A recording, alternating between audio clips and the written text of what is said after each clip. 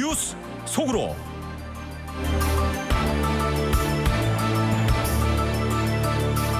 북한의 노동신문은 한국이 계엄을 선포한 지 일주일 만에 처음으로 탄핵 위기에 처한 윤석열 괴뢰가 불의의 비상계엄령을 선포하면서 파쇼 괴뢰 한국당을 아비규환으로 만들어 놓았다라고 보도했습니다.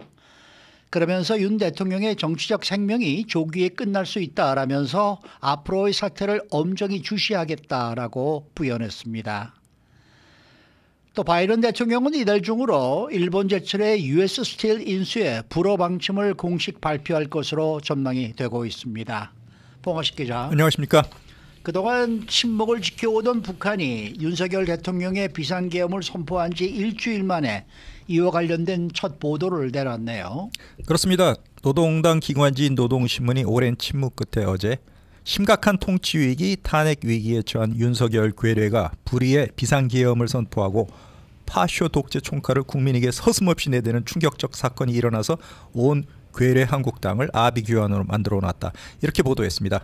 아주 강경한 단어만 골라서 전했는데요. 그러면서 윤석열 괴뢰가 최악의 집권 위기로부터 탈출을 하기 위해서 계엄령을 선포하고 여러 대의 직승기, 헬리콥터의 북한식 용어죠. 육군 특수전 사령부의 깡패 무리를 비롯한 완전 무장 기형군을 내몰아서 국회를 봉쇄했다. 이렇게 비난식으로 보도를 했습니다. 그리고 이 매체 또한 노동신문은 윤석열 정부에 대해서 집권 기간 동안에 궁지에 빠지고 당장 권력의 자리에서 쫓겨나게 됐다면서 수십 년 전 군부 독재 정권 시기의 쿠데타를 방불케 해서 탄핵 열기를 폭발시켰다. 이렇게 전했습니다. 네, 노동신문의 보도는 보통 북한 지도층의 의중을 이제 반영하는 것으로 많이 알려져 있는데 이번 일련의 상황에 대해서는 뭐라고 평가를 하고 있나요? 노동신문은 이 한국의 사태에 대해서 사회적 동란이다. 이렇게 표현을 하고 있습니다. 비상계엄 선포와 해제 이후에 국회의 탄핵 소추안 발의 그리고 의결 정족수 부족으로 표결이 무효화됐던 상황 그리고 전국에 윤 대통령 탄핵을 요구하는 촛불 집회가 열리는 상황을 상세히 전달을 했습니다. 취재를 얼마나 열심히 했는지 몰라도 한국 비난에 열을 올리고 있는 그런 상황인데요. 그러면서 이렇게 지적했습니다. 국제사회가 괴뢰 한국에서 벌어진 비상기엄 사태 그리고 탄핵에 대해서 한국 사회의 취약성이 드러났다. 윤석열의 갑작스런 계엄령 선포는 바로 절망감의 표현이다. 이렇게 지적을 했고요. 또 윤석열의 정치적 생명이 조기에 끝날 것 같다고 예평을 하면서 우리도 엄정히 주시하고 있다. 이렇게 덧붙이기도 했습니다.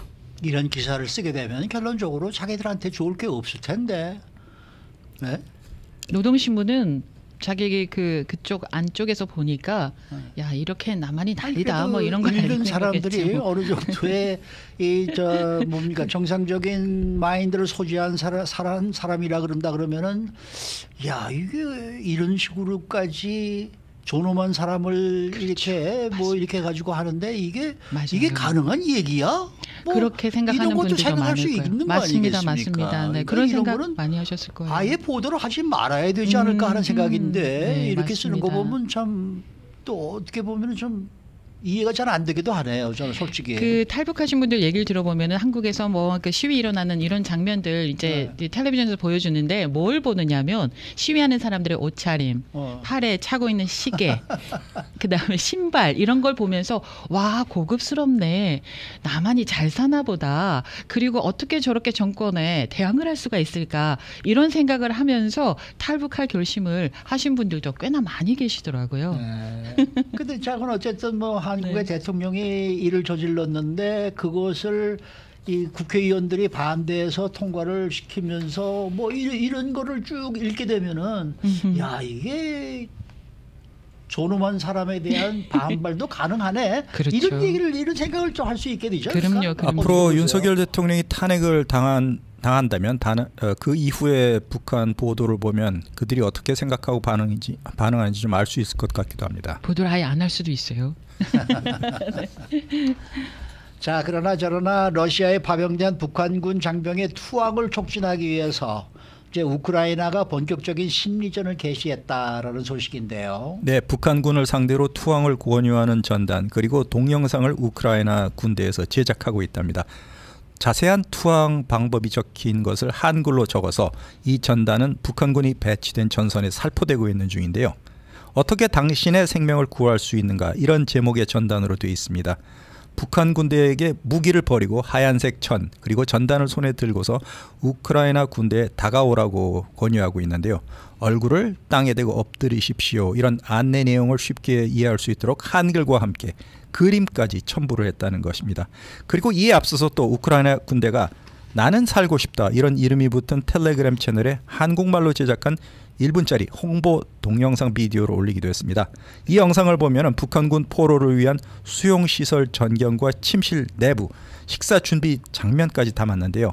우크라이나 군대는 이 영상을 통해서 쉼터와 음식, 따뜻함을 우리가 제공할 것이니까 안심하고 우리 측에 투항을 해라, 이렇게 북한군 장병을 설득하고 있습니다. 네, 그 러시아에 북한군이 파병됐다라는 소식이 전해졌을 때 많은 분들이 야, 이참에 그냥 아예 남한으로 와라, 귀순해라, 막 이런 일들이 좀 그런 얘기가 많이 들렸었거든요. 오히려 그런 영상이나 이런 걸 보고서 투항을 하고 그리고 자유민주주의 나라로 찾아왔으면 좋겠어요.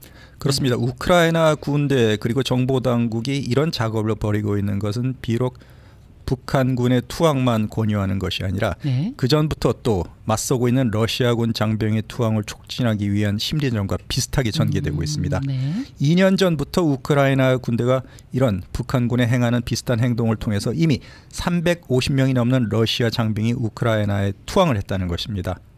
북한군의 투항을 위한 심리전을 지원하고 있는 장교의 말을 인용하면은 북한은 지금 삶의 질이 굉장히 떨어지고 있다.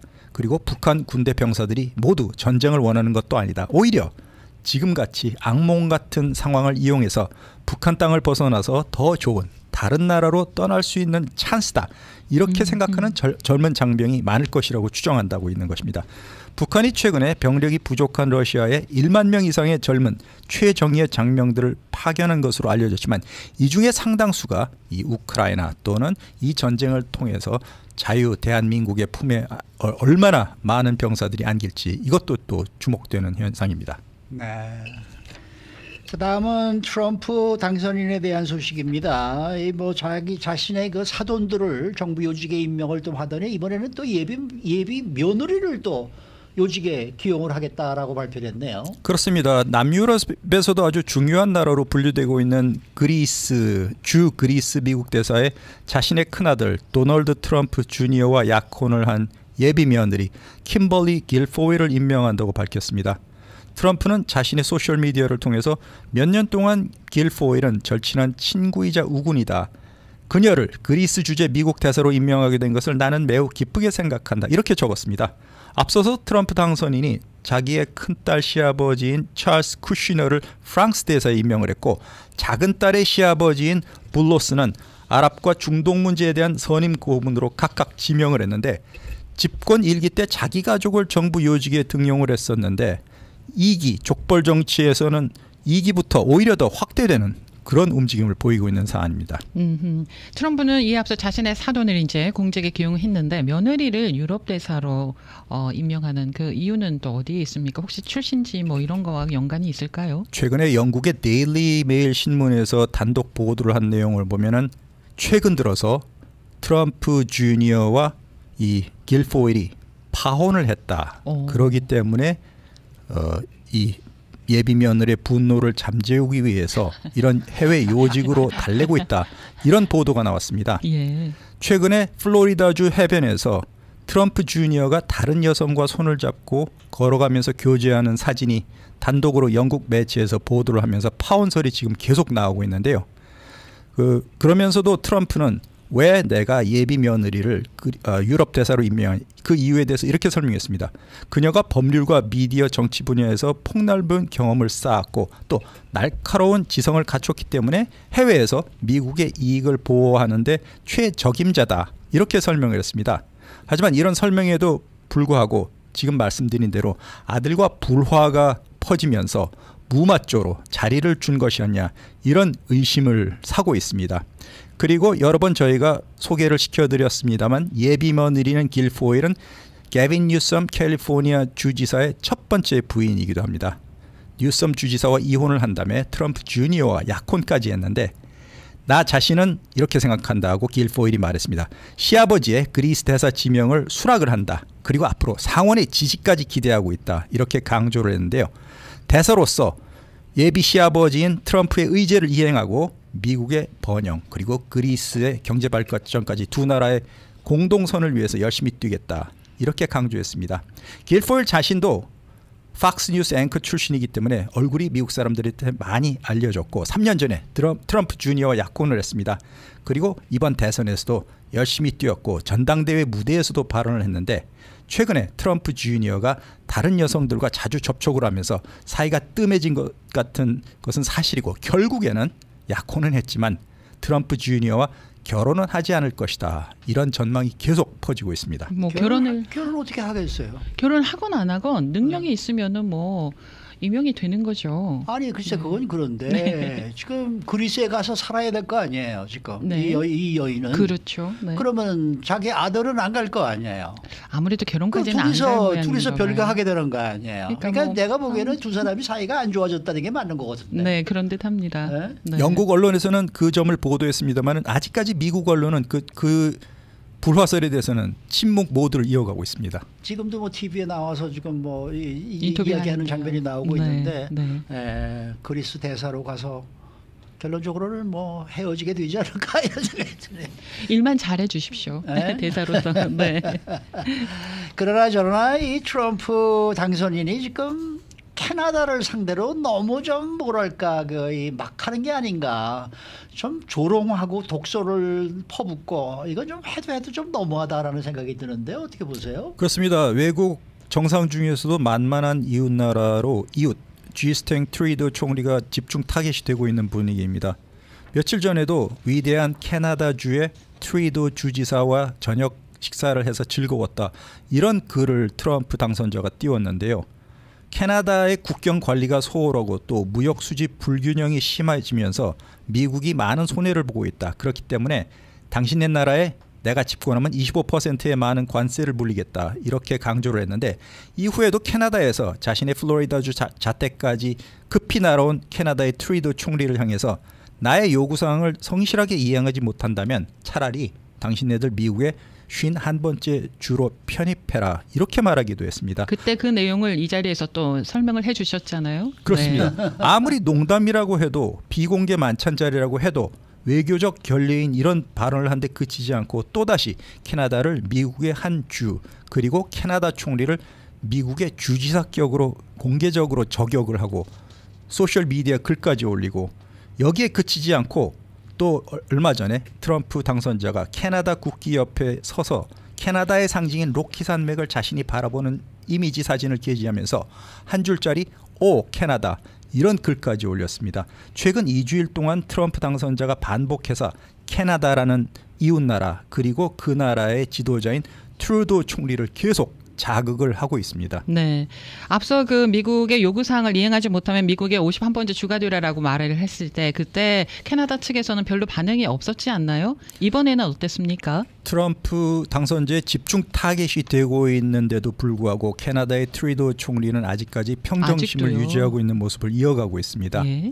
그리고 트럼프 당선인의 이런 도발에 대해서 그의 접근법이 때로 도전적이고 협상 상대방을 불안하게 만들어서 불확실성 그리고 혼란을 야기하는 것을 내가 잘 알고 있다. 그렇지만 중요한 것은 내가 놀라거나 공포에 질리지 않는 것이다. 이렇게 트루도 총리가 강조했습니다. 그리고 트루도 총리의 보좌관 역시 이렇게 얘기했는데요. 트럼프 당선자가 캐나다의 51번째 주 발언은 이번이 처음이 아니라 과거 첫 번째 임기 때에도 최소한 6번 있었다. 이렇게 밝혔습니다. 그리고 트럼프는 원래 그런 사람이고 사람들이 놀랄 필요도 없다. 우리가 놀라는 것이 오히려 그를 도와주는 것이다. 무시해야 된다. 이렇게 강조했습니다. 그러면 그 전에도 무슨 이 트럼프가 이런 식으로 조롱을 한 적이 있었어요? 예, 여러 번 있었죠. 꼭 비단 캐나다와 캐나다 총리에 대해서뿐만 아니라 인터넷에서 계속 공격적인 반응을 유도하는 즉 트롤링을 계속 활용했습니다. 상대방을 깎아내리고 동시에 온라인에 이런 험담을 퍼뜨려서 자신의 공화당 지지자들을 즐겁게 만드는 그런 수법인데요. 대선 기간 동안의 트럼프 후보의 행태를 보면은 바이든 대통령의 지능이 모자라다. 그의 걸음걸이가 힘이 없다. 골프 실력도 나보다 형편없다. 심지어 해변에서의 몸매까지 자신보다 못하다. 이렇게 조롱을 했습니다. 그리고 뒤에 바뀐 민주당 카말라 해리스 부통령 같은 경우에는 맥도널드에서 아르바이트하는 게 거짓말이다. 이렇게 주장을 하면서 자신이 직접 감자 튀기는 사례까지 소개하는 등 계속 상대방을 공격하고 있는데 취임을 하고 나면 이런 행태가 더 많아지지 않을까 이렇게 예상되고 있습니다. 네, 국내 정적을 향해서 그런 조롱을 하는 것은 이해가 갑니다만은 이 외교적인 면에서 볼 때 한 나라의 정상, 한 나라의 그 이 지도자에게 그런 식으로 조롱을 한다는 거는 좀 이건 아니다라는 외교적인 결례죠. 이건 네. 말이 안 되지 않을까 맞습니다. 저는 그런 생각이 듭니다. 네. 이게 정말 이거 어떻게 이렇게까지 할 수가 있는 건지 좀 그러네요. 네. 수고 많으셨습니다. 네, 고맙습니다. 네, 봉화식 기자였습니다.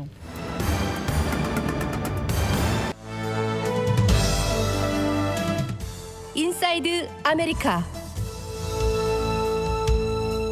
네, 이미 헤드라인에서 전해드렸습니다마는 LA 지역의 세입자들과 집주인들 사이에 사이버 전쟁이 벌어지고 있다라고 LA 타임스가 보도를 하고 있습니다. 이 높은 렌트비를 이유로 세입자들은 온라인에 관련 게시물을 올리면서 비난을 하는 것이고 집주인들은 이것을 사이버 불링, 즉 사이버상 괴롭힘이다라고 반박을 하고 있는 그러한 양상입니다. 또 LA 노수자 관련 감사 결과 5년이 넘는 기간 동안에 쉘터에 있는 침대 4개 중에 1개는 아예 사용도 하지 않은 것으로 드러나고 있습니다. 이 비용은 납세자들의 세금 2억 1,800만 달러를 낭비한 것으로 추산이 된다라는 이 분석이 나오고 있는데요. 박현경 기자. 네, 안녕하십니까. LA 지역의 세입자들과 집주인들 사이에 이 사이버 전쟁이 벌어지고 있다는 소식. 언제 무슨 식으로 지금 사이버 전쟁을 벌이고 있는 겁니까? 네, 페이스북에 올라온 한 게시물을 보면 이렇습니다. 렌트와 관련해 2023년, 그러니까 작년 2월에 올라온 게시물인데요. 네. 버뱅크에 새로 지은 ADU, 투베드 투베스의 1000스퀘어핏 규모의 별채라면서 렌트비는 한 달에 4,500달러라고 적혀 있습니다. 와, 세네. 네, 그랬더니 이 게시물 밑으로는요, 이런 댓글들이 달렸습니다. 이거 실화냐? ADU가 4,500달러나 된다고? 미쳤다. 부자는 더 부자가 된다. 가난한 사람들이 그들의 주택 모기지를 갚아주기 때문에. 여기 이 탐욕은 정말 진짜다. 또 게시물에 사진이 없는 건 당연하다면서 집에 금칠이 되어 있지 않다면 그럴 만한 가치는 없다. 이런 내용의 댓글들입니다. 네. 그리고 이런 댓글들에는요. 엄지척부터 해서 재밌다는 웃음 그리고 화난다는 그런 이모티콘이 여럿 쏟아졌습니다. 네. LA 타임스는 이를 소개하면서 얼마 지나지 않아 이 게시물은 디지털 도구 파일이라는 게 이제 온라인상에서 다수의 사람들이 특정한 사람의 말을 비난하고 몰아세우는 걸 뜻하는데 그러한 게시물이 됐다고 전했고요. 네티즌들은 다른 사람들까지 태그해서 그 재미에 동참했다고 신문은 전했습니다. 네, 이런 게시물이 뭐 자주 올라오나 봅니다. 화제가 되고 있는 거 보니까. 네, 그렇습니다. 신문은 이러한 리스팅이 렌트 쉐이밍, 즉 렌트와 관련해 수치심을 주는 또 다른 사례가 됐다고 꼽았습니다. 이 렌트 쉐이밍이란 현대사회에 아마도 피할 수 없는 현상이라고 신문은 지적했는데요. 남가주 전역에서 렌트비가 계속해서 급등함에 따라서 페이스북의 그 하우징 그룹 그리고 그 밖에 다른 플랫폼들에서 이러한 현상이 일고 있다고 했습니다. 근데 사실 뭐 이것뿐만 아니라 요즘 뭐 댓글이 굉장하죠. 네.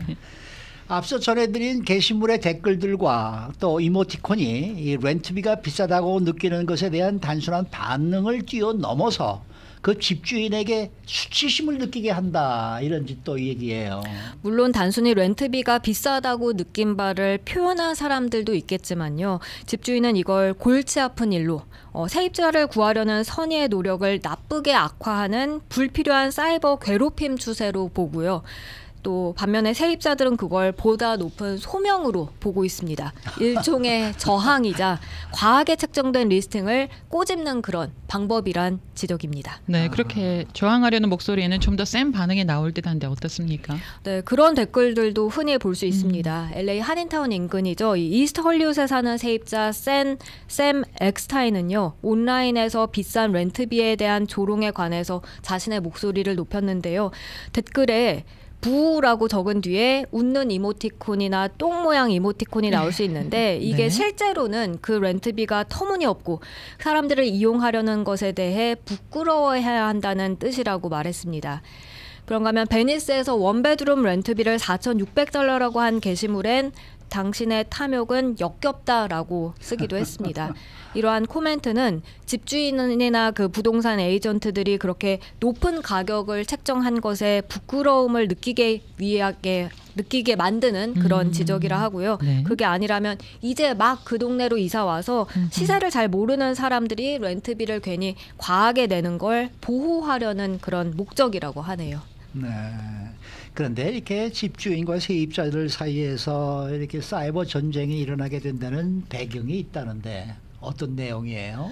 시대가 변하면서 렌트에 있어서도 이제 온라인이 대세가 되지 않았습니까? 예전엔 건물 앞에 For Rent라는 사인이 붙어 있고 그 사인에 조그맣게 전화번호가 그렇죠. 올라가 맞습니다. 있어서 네. 보통 맞아요, 세입자들은 그 전화번호로 전화를 걸었잖아요. 그렇죠. 맞아요. 그랬었죠. 네, 그게 아니라면 이제 부동산 에이전트를 하이어해서 일일이 다 그 렌트비 가격을 확인해야 했었는데요. 그런데 인터넷은 지난 수십 년간 부동산 산업을 변화시켜서 전통적인 그런 게이트키퍼를 제거하고 판매자와 집주인이 바이어, 세입자와 직접 연결할 수 있도록 했습니다.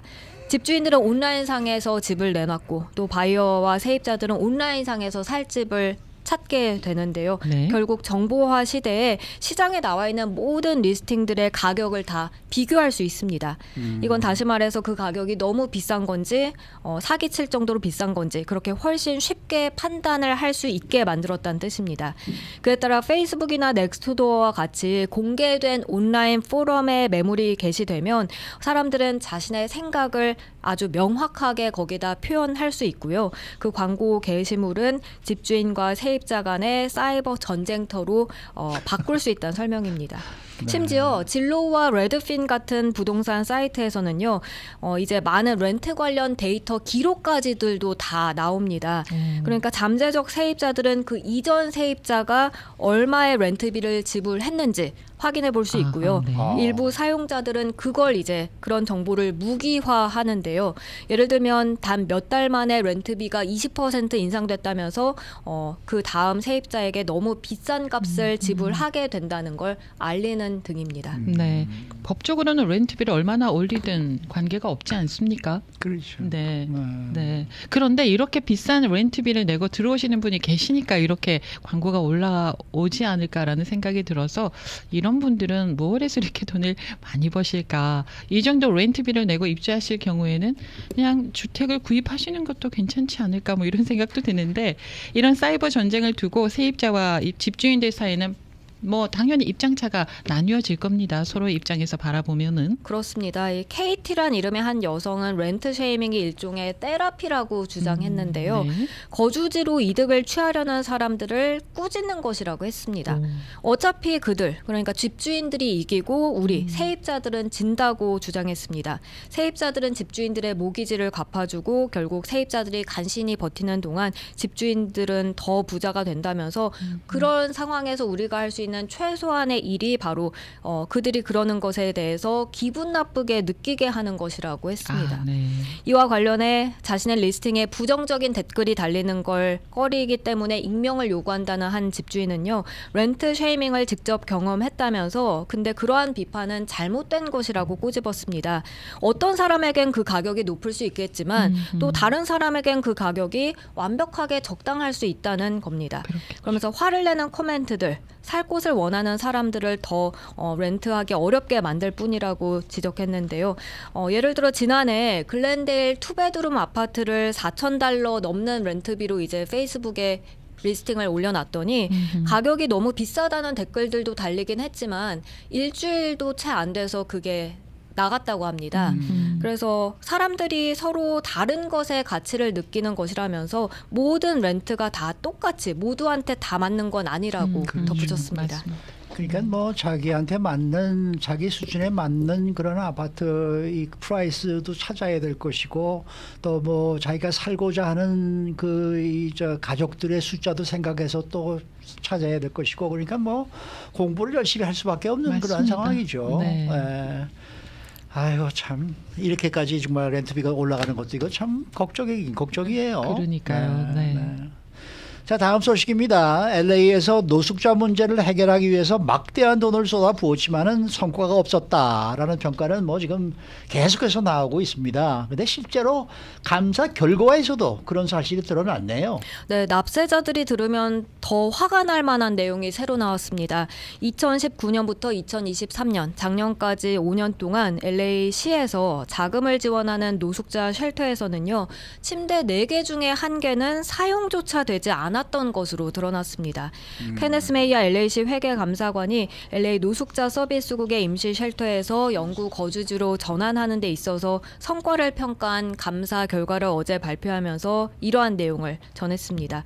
LA 쉘터 침대 4개 중에 1개는 사용조차 되지 않으면서 LA 납세자들에게 약 2억 1,800만 달러 비용이 발생했다는 겁니다.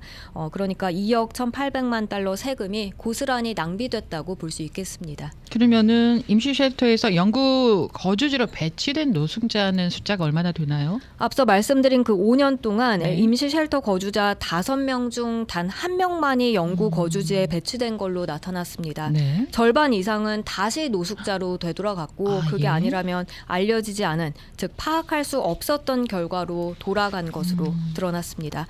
그래서 메이아 감사관은 성명을 냈는데 특히 침대가 엄청나게 부족한 상황에서 이건 다 정당화될 수 없다고 말했습니다. 침대가 채워지지 않으면 거리에서 생활하는 노숙자들 안전한 공간으로 이사하고 또 영구 거주지로 가는 길을 시작하기 위해서 필요한 것보다 훨씬 더 오래 기다릴 수밖에 없다는 내용 전했습니다. 네, 수고 많으셨습니다. 고맙습니다. 박현경 기자였습니다.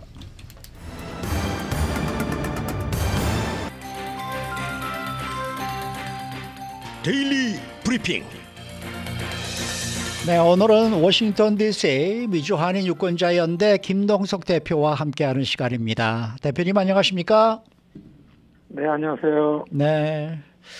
자, 이 뭐 대한민국이 요즘 이 계엄 사태로 상당히 어수선합니다. 이 워싱턴 DC에서 보는 한국 사태 어떻게들 보고 있는지요?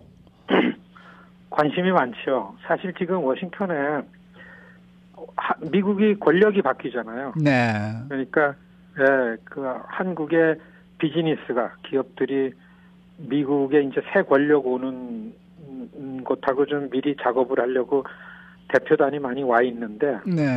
그분들을 만나보니까 어쩔 줄을 모르더라고요. 그렇겠죠. 왜냐하면 한국 상황이 저러니까 어허. 어디를 여기서 컨택을 해서 다들 만나면은 한국 상황을 물어보지 준비해온 무슨 아젠다를 가지고 회의도 안 되고 그렇다고. 그런데 아무리 미국이 권력이 교체되는 좀 이런 때라 하더라도 네. 미국이 진짜 몰랐을까요? 뭐 그런 저도 생각을 하는데 좀 만나는 미국 의원들도 그렇고 그런 의문점들 얘기를 많이 해요. 네. 미국이 몰랐을까? 그리고 더구나 군인을 동원하는 거를 한국에서.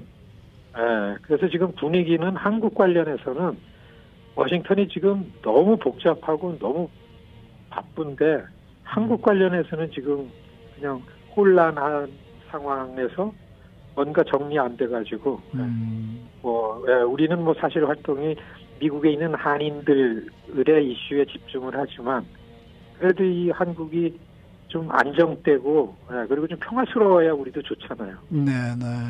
걱정입니다. 네. 네. 아니 그런데 말입니다. 뭐 지금 트럼프 당선인이 지금 뭐 캐나다 총리를 향해서 뭐 주지사라고 얘기를 하지 않나 지금 뭐 이런 이 보도들이 나오고 있는데 혹시라도 이 뭐 한국의 지도자들이 이제 어떻게 바뀔지는 모르겠습니다만은 나중에 만나서 정말 뭐 이렇게 안 좋은 얘기들을 막 하게 되지 않을까 이 좀 약간 좀 겁이 나기도 하고 말이죠. 이거 참. 이거 어떻게 나라가 이렇게까지 됐을까 참 걱정입니다. 예, 이게 만일에 두 나라 관계를 놓고 볼 때, 네.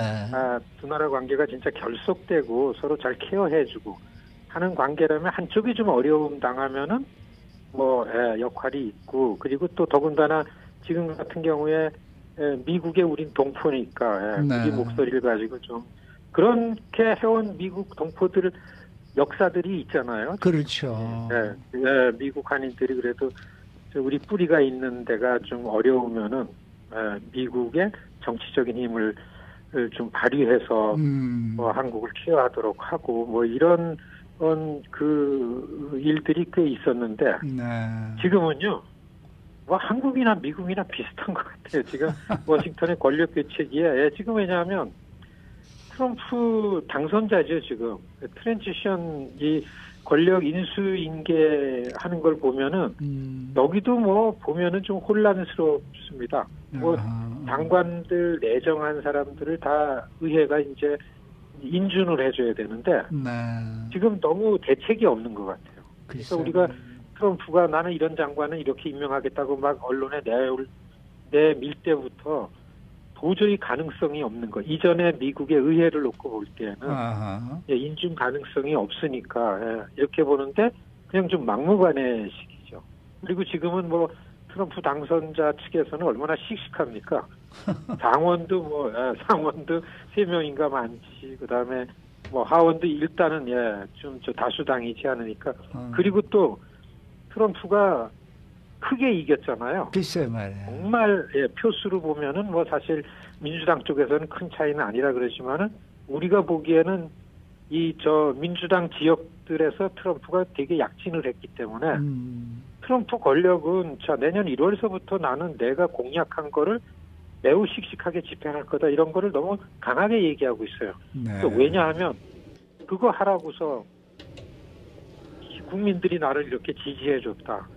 그런데 진짜 트럼프 선거운동한 거 보면요. 노골적으로 이런 거 이렇게 하겠다고 다 얘기했어요. 숙인 거 없이. 네. 뭐 하루 독재하겠다느니. 그리고 저 바이든 정부 사람들 다 감옥 보내겠다느니 뭐 이런 얘기 막 했잖아요. 글쎄 말이에요. 근데 이거를 조금 모양을 점잖게 실행을 하려고 너무 치밀하게 준비를 하고 있는 거예요. 이게 트럼프 권력 준비하는 거 보면은 지금 워싱턴에서 그런 모습들을 보면은 이거 어디로 튈지 모르는 좀 럭비공 같이 보인다. 워싱턴 지금 분위기입니다. 네. 혹시요, 한국의 외교 관계에 있는 분들 가운데 미국 전문가, 미국 통이 얼마나 있는지, 또 미국에는 한국 전문가, 그야말로 우리가 흔히 한국 통이다라고 할 수 있는 그런 사람들이 얼마나 있나요? 되게 워싱턴에 오면은 사실 의회를 놓고 볼 때도 뭐 친한파다 아니다 얘기하는데 그냥 부르기 좋게 그 기자들이 쓸 때 써서 그렇지 의원이나 누구는 무슨 친한파다 이렇게 됐다라고 규정하는 게 사실 어폐가 많죠. 그렇군요. 워싱턴에서 한반도 한국 전문가들 하면 그냥 아시아에 관해서 관심이 많은 사람들을 통칭한다고 보면 됩니다. 어떻게 보면요. 미국에서 일상적으로 살아가면서 서울에 한국에 친척이 있어가지고 한국 사정을 잘 아는 우리 동포들만 못한 전문가들이 너무 많은 거죠. 우리는 살려니까 현실주의에 입각하는 거 아닙니까? 그러니까 지금 같은 상황에서도 목소리를 내고 뭐 이런 것도 있잖아요. 군인이 확 나오니까 겁나잖아요. 그러면 지금 민간 정부, 민간인 사회에 군인이 나오고 이러니까 이런 불안감은 미국에 있는 한인들은 미국에다가 한국에 대해서 좀 관심 갖고 이런 위험에 대해서 어떡하냐. 두 나라가 사이가 좋아왔는데 동맹 관계인데 이런 목소리를 내고 이런 것들을 좀 잘 전달해야 되는데 이게 한인 커뮤니티도 이런 면에 있어가지고 의견이 엇갈리는 것 같고 그리고서 좀 그 정리된 의견들이 나오면은 그래서 이번에 한국의 불안한 가운데에 미국이 관건인데 미국의 역할 같은 것 때문에 많이 언론이 주시를 하는데도 불구하고서 한인 커뮤니티가 이만큼 정치적인 힘도 만들고 목소리도 낼 수 있는데 뭔가 이렇게 뚜렷한 역할을 할 수 없었던 거. 그래서 저도 평소에 이런 때를 위해서 좀 우리가 좀 구조적으로 좀 준비도 해야 되고 한인 사회도 사실 그 통일된 리더십도 필요할 때가 있구나 이런 생각을 좀 하게 됩니다. 지금 미국에서는 한국 전문가라 해가지고 한국 상황에 대해서 그리고 트럼프 정부가 들어오면서 트럼프 정부의 국제 정책이 어떻게 될 건가라는 거를 우려하면서 미국 전문가인 한국에 있는 미국 전문가 이런 게 정리돼서 나오는 무슨 이런 전망 같은 게 지금 저로서는 별로 찾아볼 수가 예년에 비해서 없습니다. 알겠습니다. 네. 자, 그러나 저러나 이제 연말을 맞아서 워싱턴 전가 뭐 어떻게 분위기가 어떻습니까? 워싱턴 정가는 저희는 뭐 이제 의회가 사실 워싱턴은 4분의 3이 정치하면은 의회고 나머지가 백악관 그렇게 보여지는데요. 저는 여기 제가 한 20년 이 일을 하면서 네. 의회는 지금 뭐 그렇잖아요. 방 뺄 사람 빼야 되고 그렇죠. 들어올 사람 와가지고 이 관찰해야 되고 그다음에 그 새로 잡아들어 다니는 전문가들이 있고 뭐 어수선하죠. 그렇지만 대개 이렇게 권력이 바뀌고 더더군다나 회기가 바뀌는 12월 달에 회기를 네임덕이 왔다 그러잖아요. 네임덕 섹션인데 제가 꽤 여러 번 네임덕 섹션을 경험하는데 지금처럼 복잡한 때가 없었던 것 같아요. 왜냐하면은 권력 인수인계가 그 8년 전에 비해서는 그리고 4년 전에 비해서는 좀 제대로 될 거 아닌가라는 이런 기대를 했지만은 좀 엉망이더라고요. 왜냐하면 그 법적으로다가는 양 권력이 와서 이렇게 줄 테니까 이렇게 받아라. 이런 데는 예산이 들어가니까 이런 가이드를 받아라. 나는 현 권력이 제안하는 거를 받는다고 사인을 했는데 전혀 나타나질 않는데요. 그 백악관 권력은 그렇고 백악관 권력이 권력 주체가 그러니까 그거를 어떻게 보좌하고 서포트하고 이런 측면에서 의회가 움직여야 되는데 의회도 뭐 어떻게 될지 모르고 그러기 때문에 그렇지만은 네임덕 섹션에서 반드시 해야 될 거는 다음 회기에 대한 국방수권법이라든지 예산안 같은 것들은 같이 처리를 해야 되는데 이것도 잘 안 되고 하기 때문에 제가 경험해본 네임덕 섹션 중에서 제일 혼란스럽고 분주하게 보이지만 되는 건 없고 워싱턴 역시 좀 혼란하다. 이렇게 설명이 됩니다. 네. 이런 가운데 연방 상하 그 두 당의 지도부가 많이 바뀌었잖아요. 이것도 굉장히 큰 변화가 있을 듯 하거든요. 앞으로. 그렇죠. 큰 변화죠. 예. 되게 공화당은 이제 권력이 들어오니까 상원 지도부가 어떻게 되고 하원이 어떻게 꾸리고 이걸 보면은 그냥 간단하게 설명하면은 상원도 하원도 이전에 비해서 훨씬 더 친트럼프 세력이 지도부를 갖추었다. 이게 맞습니다. 미치 베코렌이라는 분이 거의 18년을 공화당 상원 대장을 해왔다가 그 존 툰이라는 그 노스다코타 상원의원이 이제 지도자가 됐는데 훨씬 트럼프랑 가깝습니다. 좀 훨씬 더 우파 쪽에 가서 트럼프의 마가 운동에 가까운 분이고 그다음에 뭐 하원의 마이크 존슨 의장 역시 뭐 트럼프 없으면은 자기 의장직이 유지 안 되는 사람이니까 어떻게 보면은 지금 의회 움직임을 볼 때에는 2025년 시작되면서 의회는 우리가 상상한 것보다 훨씬 더 빠르게 트럼프 권력을 서포트하는 법안들 이런 정책들이 의회에서 빠른 속도로 나올 것 같지 않냐 이렇게 예상이 됩니다. 네. 자, 그 앤디 킴 상원의원이 선서를 마치고 이제 벌써 일찌감치 이 업무를 시작을 했다라는 소식이 들어오고 있는데 뭐 어떻게 새로운 소식이 좀 있습니까? 그렇죠. 앤디 킴 이제 상원입니다. 역할을 볼 때. 네네. 뉴저지 주지사가 2명이 일을 해야 되는데 1명밖에 없으니까 이제 업무가 시작되자마자 목소리 높이고 이 의회 안에서는 주목을 받죠.